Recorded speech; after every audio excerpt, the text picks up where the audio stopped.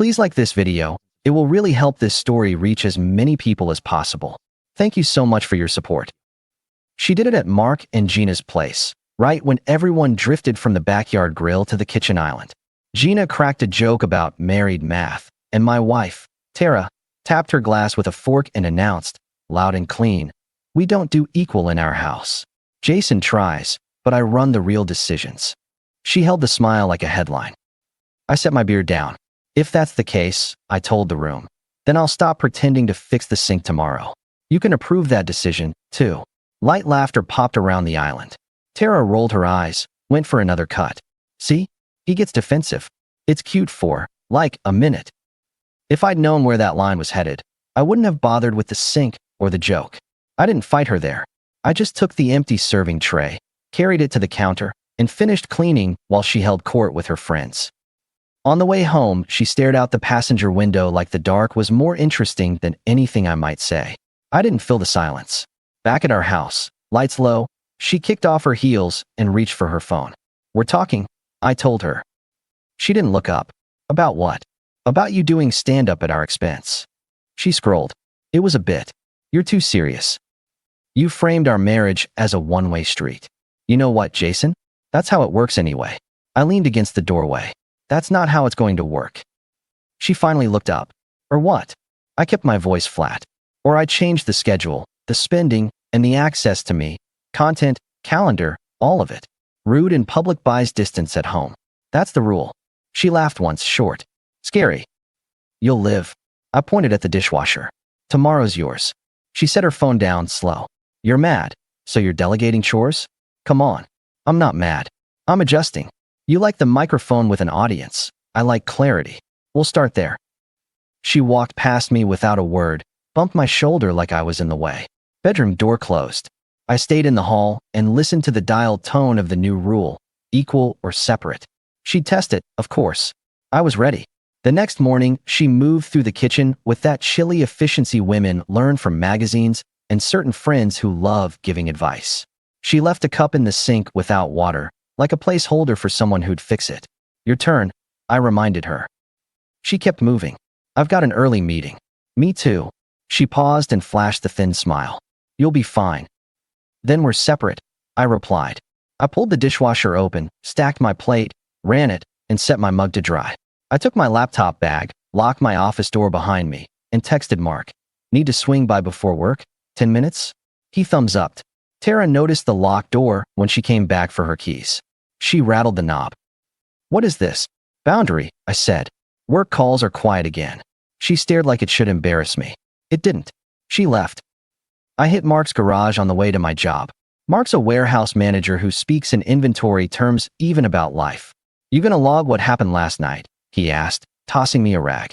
"I'm not writing a complaint," I said. "I'm writing a policy. Next time she turns it into a stage, I pull the plug on the show." "Meaning?" "Separate schedules, separate rides, separate plans. No more handing her my calendar to beat me with." He nodded. "Controlled distribution. I like it." We bumped fists, and I drove to the office with a clean head. The first week, she shifted colder. Little things. She stopped answering texts about dinner and started coming home late with no details. When I asked what was up, she went minimalist. "Out with the girls." "Which girls?" "You don't know everyone." "I know enough to miss a name." She shrugged. This became her favorite posture. Shoulders up, chin tilted, phone face down. At night, she lay there like a roommate who'd missed her rent again. By Friday, I put it plain. The kitchen clock ticked loud between us. "I'm not running after you," I told her. "If you want distance, take it honestly." She snorted. There it is. The plea. Classic. That wasn't a plea. So what then? Terms. I slid a notepad across the counter. "I'm setting my gym hours early. I'll be home by 6 if there's a plan. If there isn't, I'll eat with friends. I'm splitting our shared account into bills and everything else. Your late nights aren't my expense." She folded her arms. "You're dramatic." "I'm organized." She pushed the notepad back with one finger. "Do your little systems. I'm not asking permission." I didn't offer it. I went to the garage and pulled down a cooler. That weekend, I fished the coast with Dave and Luis. I didn't text updates. I sent one message Sunday night, back by 9. She read it and left me on read. Monday, she amped the sarcasm. She took calls at the dinner table and laughed at lines I couldn't hear. When I asked who it was, she gave me the teacher voice. Don't interrogate me. I asked a normal question, and I passed. She grabbed her purse. I'm going out. With. Her smile sharpened. With people who don't need a roster. Enjoy. I went to the freezer and pulled frozen pizza. I don't do hunger as a principle. She stepped closer. You're not even curious, she prodded. I'm specific. If you want me to know, you'll say it. If you don't, I'll spend my attention wisely. She rolled her eyes and left. I locked the door behind her. That sound felt like a line drawn with a marker. Later that week, at Gina's again, Tara did the same routine, new twist. You know what Jason's good at? She asked the circle. Trying. He's got those Boy Scout vibes. Always trying to fix things. Adorable. Gina laughed too loud, then glanced at me. She knows me longer than Tara does. You good? She asked. I took a sip of water and set the glass down slow. I'm great, I told the table. From today on, if anyone builds jokes with my name, they get silence from me at home. I charge for material. A little hush followed. Gina's husband raised his hands like, not me. Tara flashed teeth. That a threat? She poked. No. Pricing, I said and stood. Gina, thanks for dinner. I shook Mark's hand, clapped his shoulder. See you on Thursday. On the drive back, Tara turned the music up like that solved anything. At the house, she cut the engine and finally faced me. You can't embarrass me in front of my friends, she snapped. You did the warm-up. I did the closer, I answered. I told you once. Next time, I act, no warning. This was the warning. She glared. You think this is winning? I think it's respect. She stormed inside. I spent an hour in the garage tuning the mower and letting that sentence settle into the studs. Next morning, a softer move from her. She brewed coffee and set a mug by my laptop. We got off track, she said. True. I'm stressed. Works a lot. I didn't mean to be harsh. I don't care about the reason, Tara. Only the behavior.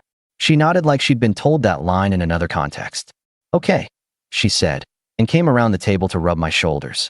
Can we reset? For now, I allowed. Same rules. She kissed my cheek and laughed at a small joke I made about my boss. For a full day, she played nice. She sent me a picture of a sandwich she made and a note. Saved you half. I texted a thumbs up. That night, she said she was meeting 2 of her friends at a wine bar. Not late, she added. Promise. Text me when you're on the way back. Sure. She left at 7, came back at 2. No text. Her heels in the hallway sounded like a cheap alarm. I checked the time and went to the door. You break promises fast, I told her. Clocked at 7 hours. She dropped her purse. Don't start. Start what? Accounting? We already split the ledger. She walked to the sink and ran water like she needed the noise to argue. My phone died. Then the streetlights charged it. I said, you scrolled on the porch for 5 minutes. She looked over her shoulder. You're keeping watch? I live here. Stop being controlling. I'm being accurate. She went to bed. I didn't follow. I sat at the table and made a new list. Plans I would no longer support. Places I would no longer go because I refused to be a prop. When the sun came up, my mood didn't need coffee. At work, I took my lunch outside with Dave, who speaks like a coach who retired early. He listened and shook his head. She's pushing frames, he said. If you don't set one, she will. I set one, I answered. She's testing hinges. He chewed. What's the goal on her side? Power? Maybe exit with leverage. He shrugged. Then stop funding the games. If she wants out, she can file. If she wants respect, she can act like it. I'm done talking, I told him. Next is action. That night, another late one from her. No text, just a breezy hey at midnight and the smell of a perfume I didn't buy. She kept her phone glued to her palm like a passport. You hiding something you'd be proud of? I asked. She slipped past me. Go to bed, Jason. I did, I said. I woke up for the new roommate. She rolled her eyes. Jealousy is ugly. Disrespect is uglier. She took the guest blanket to the couch like a martyr in a silent film. Fine by me. I slept. Next afternoon, I called a guy named Harris, recommended by Mark's cousin. Harris is the kind of private eye who speaks in receipts, not theories. I sat across from him at a diner he chose, and he slid me a small list of deliverables. Where she goes, who she meets, when, he summarized. No commentary, just data. Perfect, I answered. I don't need adjectives. Let me pause the story for just a second. If you're still listening, please hit the like button on this video It really helps YouTube show this story to more people. Thank you so much for the support. Now let's get back to the story. Back home, I went operational. I moved the important files out of the home office into a locked banker's box. I put a second garage door opener in my truck and got a new gym key. I sent Tara a short text, "Working late tonight. Don't wait up." I wasn't working late. I was taking my time. Her reply came fast. "Okay." No smiley, no question. Just okay. That told me what I needed. 2 days in, Harris sent a brief update. "Patterns forming," he wrote. "Full report soon." I kept my routines tight and my mouth shut. Tara tried another soft pivot. She packed me a lunch and left a post-it on the container. "Sorry for last weekend." I put the meal in the fridge at work for whoever wanted it. I texted her a simple thanks. No more. 3 days later, Harris called at 7 a.m. "Ready. Go." He did, steady and clean. Names, places, times. Not one gentleman, but several, rotating. And the twist that hit me in the chest, but didn't keep me from breathing. The men were familiar. Husbands of her closest friends. A different one for each late night. No public displays, all quiet corners. Photos. Receipts. I listened without interrupting. When he finished, I said, "Email the package to my attorney. I don't want it on my phone. You have counsel already? Calling in 10 minutes. He whistled. "You keep the blade sharp." "I keep it away from my hand," I said. I drove to a small office above a barber shop where a guy named Nolan works. Nolan doesn't talk like a lawyer. He talks like a mechanic. "We'll keep it clean," he said. "No fireworks. Paper, signatures, done. If you show your hand too early, she'll blast your image with her friends. You let me do the paperwork. You disappear for a couple weeks. You come back with the folder. Ground is yours. I don't want to breathe the same air with her in the meantime," I told him. "Then don't." He slid a checklist across the desk. "You'll need a practical cover." "Work trip," I said. 2 to 3 weeks. "I'll book a place across town. She doesn't need the address." "Good," he said. "Drop the detective's file here. Leave with nothing." He looked at me. "You sure about not confronting?" "More than sure," I answered. "I'm done giving speeches." He nodded. "We'll call when it's ready." I drove to a small rental in a different neighborhood, paid month to month, and called Dave and Luis. I told them what I knew. It got quiet. Dave swore under his breath and then caught himself. "You made the right call." Luis, who rarely speaks loud, said, "You can crash with me if you need backup." "I'm fine," I told them, "but I appreciate it. Come by Friday. I want to play cards and not think." "Bring the long stories," Dave said. "We'll roast each other like the old days." At the rental, I set up a simple life. Air mattress the first night, then a proper bed. A folding table, 2 chairs, a pan, a coffee maker. Work, gym, home, quiet. I slept like the air had less gravity. The next weekend the guys came over. We grilled on a small patio and laughed about dumb things men talk about when they don't need to impress anyone. I told them everything. Names, places, the rotation. Their faces went from shock to calculation. Mark dropped by the Sunday after. He leaned in the doorway, arms folded. "You handling this too calmly," he said. "I already felt everything," I replied. "Now I'm doing." "You gonna tell Gina?" "No. I'm not the town crier. They'll learn what they need to when they need to." He exhaled. "You always were the guy who did the boring right thing." "It pays better," I said. 2.5 weeks in, Nolan called. "Folder's ready," he said. "You can pick up this afternoon." I grabbed it at 4. Plain Manila. No drama. I texted Tara, "Back home tonight. Early. We can talk." She replied in under a minute. Finally. I felt nothing about that word. On the drive across town, I noticed the sun hitting the tops of the maples along our street. I parked in the driveway, took the folder, and walked in. They were already sitting in the kitchen. Tara at the head of the table, her friends ranked like a panel. Gina looked tight. The others looked pleased with themselves. Coffee cups, water glasses, phones face down like coasters. Tara gestured at a chair. "Sit." I set the folder on the counter and pulled out the chair slowly. "What's this, a book club?" Silence from the left side. I watched eyes flick around to each other, the way people do when they rehearse lines and don't want to be first. Tara straightened. "We've talked," she began. "All of us. We agree it's time." "This isn't working." "Which part?" I asked. "The marriage or the speech you practiced?" She pushed past it. "We're done, Jason. You can either sign a fair split, or we can make it harder." Gina didn't nod with the others. She studied the table. "We?" I asked. I scanned the row, slow. That's interesting wording. Because if we're taking votes, I've got a question for the panel. I looked each one in the eyes. Any of you opposed to your husband's being Thursday night fun with my wife? The room slashed from smug to still. I let the words sit. I shot sideways. Gina's jaw moved once and stopped. Tara's face lost color without drama.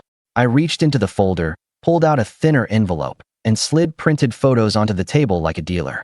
No commentary. No pointing. The images met the light. Gina grabbed one, looked, and pushed back from the table so hard her chair leg scraped the tile. The woman to Tara's right, Jen, blinked fast. Another friend muttered something that didn't finish. I leaned back. Just trying to calibrate, I said. Your ethics seemed loud a minute ago. Tara's voice came out small. You're twisting. No. I'm filing, I answered. I placed the divorce packet on top of the photos. This is clean. You sign, I sign, we're done. You're not taking a dime that belongs to me, and you're leaving tonight. The kitchen erupted. Not at me, at Tara. A choir of questions, accusations, denials, crosstalk turning into shouts. I watched like I'd bought tickets. Gina pointed at Tara's phone, demanded it. Another friend insisted there must be an explanation, then saw a photo that removed explanations from the menu. Tara tried words like mistakes and complicated and not what it looks like. Those words failed like umbrellas in a windstorm. I didn't move. I let the storm blow. When the volume peaked, I stood. I'll be upstairs, I told no one. You all hash out your sisterhood code. Upstairs, I grabbed Tara's suitcases from the closet and set them on the bed. I packed fast and clean, clothes, shoes, makeup case, 3 framed photos face down in a bubble wrap, because I'm not a vandal. I grabbed her spare keys, tossed them in. I carried the cases to the top of the stairs and waited for a lull. When I stepped onto the first floor landing, the air in the kitchen had moved from attack to stunned silence. The women had their phones out, texting their husbands or not texting them, burning holes in screens. Tara sat with her head in her hands. She didn't look at me. I'm not your stage, I told her. Not your audience. Not your safety net. I opened the front door, rolled her suitcases out onto the porch, and clicked the handle. You're leaving. You don't come back. You don't call. You don't send people. House is mine. She stayed seated. Please, she managed. We can talk. You already held your talk with a jury that didn't do its research, I replied. We're done. Gina stood up, shaky, and grabbed her purse. I need to go, she said to no one. She moved past me like I was furniture and out the door. One by one, the others followed, but not before each gave Tara a look she'll remember longer than anything I could say. The last one paused. You're cruel, she told me. No, I said. I'm finished. She left. Tara was alone at the table, fingers laced on her temples, staring through the wood. She didn't cry. I don't think she had tears left. The room had drained them. I lifted her suitcase handles and set them upright. She finally looked at me. I have nowhere to go tonight. You had options, I replied. You chose them. Now choose another. Can I at least explain? You did. Repeatedly. In different parking lots. She flinched at that. I messed up. I know, I said. And I'm not your rehab. Doors open. Take your things. She stood, slow. I need time. You had it, I answered. You spent it. She took the handles. At the doorway, she turned back. You're heartless. No, I corrected. I'm not in your game. I stepped aside. She rolled the cases down the porch steps like the sound might change my mind. It didn't. A rideshare pulled up like she'd called it earlier. She loaded the bags, said something to the driver, and didn't look back. The taillights disappeared at the end of the block. I closed the door and locked it once, then twice. I set the folder on the entry table and exhaled. I went to the garage and stood there for a while with the smell of motor oil and cut grass. Then I texted Nolan. She's out. Papers delivered. Tell me where to sign. His reply came fast. Tomorrow, 10 a.m. I poured a glass of water, sat on the back steps, and listened to the quiet neighborhood. I slept in my own bed like a man who'd paid a debt. The next days moved easy. I ate breakfast without an argument schedule. I went to work and did my job. I told my manager I'd finished a home situation and might be taking a couple half days. He shrugged and said, handle your business. Mark swung by with a tool I'd lent him months ago. He set it down and studied my face. You good? I'm better than good, I told him. I'm done. He nodded. Gina hasn't stopped pacing since the other night, he admitted. She's not mad at you. She shouldn't be, I said. I didn't break anything that wasn't cracked. Later that week, Dave and Louise came over. We sat on the patio. The air had that late summer feel with neighbors mowing and kids riding bikes. Dave pushed a deck of cards across the table. "So, champion," he said, "you plan to re-enter the market?" "Not this month," I replied. "I'm enjoying silence." Louise smirked. "Silence is underrated." We played until the mosquitoes suggested we go inside. That night, before I slept, I put a new lock on the side gate and fixed the slow drip under the kitchen sink that I'd left because life had been louder. I stood up, dried my hands, and laughed once at the memory of the original joke. Tara didn't write. Not once. I think she understood the rule. Her friends didn't show up demanding anything. They were busy putting out their own fires. Rumors travel fast in neighborhoods like ours, but I don't feed them. When people asked if everything was okay, I said, "Better than okay." That was it. The signing at Nolan's took 15 minutes. He flipped pages. I initialed where he pointed. "You came prepared," he said. "I was done 3 weeks ago," I replied. "Good," he said. "Keep it boring, and you'll keep your peace." I took my copy of the documents, paid his fee, and drove a long loop home with the windows cracked. I passed the park where I used to meet Tara for weekend runs, and instead of remembering us, I just saw a clean path I might jog alone. That felt less sad than I expected. A month later, paperwork complete, my house looked different without me changing much. Just a shift in the air. I bought a used truck from a private seller, cash, because I wanted something that didn't carry old pieces of our life. I added a second fridge in the garage and stocked it with basics. On Fridays, the guys came over. On Sundays, I took my nephew fishing. On weekdays, I cooked simple dinners that didn't require an argument to eat. People ask about happiness like it's a product. Mine is a list of boring victories. I sleep. I train early. I fix what breaks. I don't deal in drama. When I think about Tara, it's not anger, it's inventory. Signals, actions, consequences. She gave her respect to the public moment and the private rotation she thought no one saw. I gave my respect to the man in my mirror. 2 months after the last page got stamped, I ran into Gina at the grocery store. She looked tired, that human tired that follows a long personal audit. She put her card against the carrots and faced me. "I owe you a thank you," she said. "For what?" "For not dragging me into anything. For not making it a content piece." "I don't do content," I said. "I do decisions." Her mouth twitched. "We're sorting things out," she said. "It's not pretty, but it's honest." "Honest is ugly before it's clean," I answered. She nodded and left with a small wave. I watched her go, then went back to picking avocados like a grown man who cares about ripeness, not applause. A while later, I got an invite to a minor league game from a woman in my building. Her name's Brooke. She lives 2 floors up. She talks about her dad's workshop when she's nervous. I said yes because it sounded normal. We ate hot dogs and made fun of the terrible outfielding like 2 strangers who might be friends. She didn't ask about my past. I didn't offer it. I walked her to her car and said, "This was good." She said, "Yeah," and left it. I like that. I'm not shopping for a fairy tale. I'm building a quiet, solid life that doesn't need props. The story people want, me crawling back or storming her phone, didn't happen. The end of my marriage fit in a folder and a set of suitcases on a porch. Clean. Cold, if you like that word. Effective, if you like truth. If you're listening for some forgiveness speech, take it from me. You can forgive on your feet and keep walking. You can look at someone who treated you like a lower shelf and say no, and then act like it. That's not rage. That's clarity. The last time I saw Tara was in a gas station parking lot weeks back. She got out of a rideshare, saw me by the pump, and froze like she'd been caught skipping class. She opened her mouth, closed it, then walked over with that old confidence. Thinner now. "Jason," she said, "can we talk for a minute?" "You can talk," I replied. "I'll listen for one." "It wasn't what you think," she started, then stopped when she realized how many times she'd already used that phrase. I'm getting help," she said instead. "I'm trying. I hope it works," I answered. "For you." She searched my face for a soft spot. "You were good to me," she tried. "I was good to us," I corrected. "You chose you." She looked down at her shoes.